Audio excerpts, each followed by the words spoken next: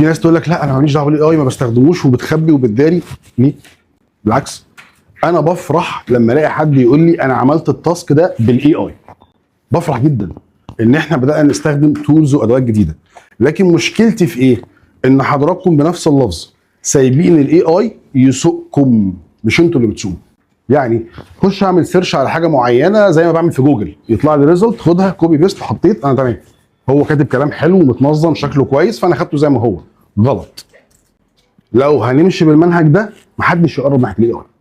الاي اي هي وسيله بستخدمها تسرع شغلي مش تشغلني. الحاجه اللي كنت ممكن اقعد اعمل ديزاين لفورم معينه، عايز اعمل جوب ديسكريبشن لوظيفه معينه كنت ممكن اقعد فيها يومين ثلاثه، انا ممكن بالاي اي اعملها في 3 4 دقائق.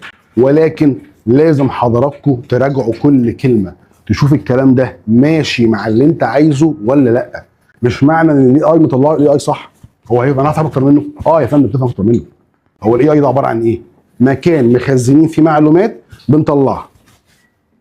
تمام؟ فهي دي اهم نقطه، عشان دي بقت حاجه منتشره في الفتره الاخيره. الناس كلها بقت تجري على الجيميناي، على شات جي بي تي، على كل الحاجات دي بتستخدمها بدون فهم او بدون وعي او بدون تقييم للنتائج اللي طالعه، عشان ما يحطكش في مواقف محرجه.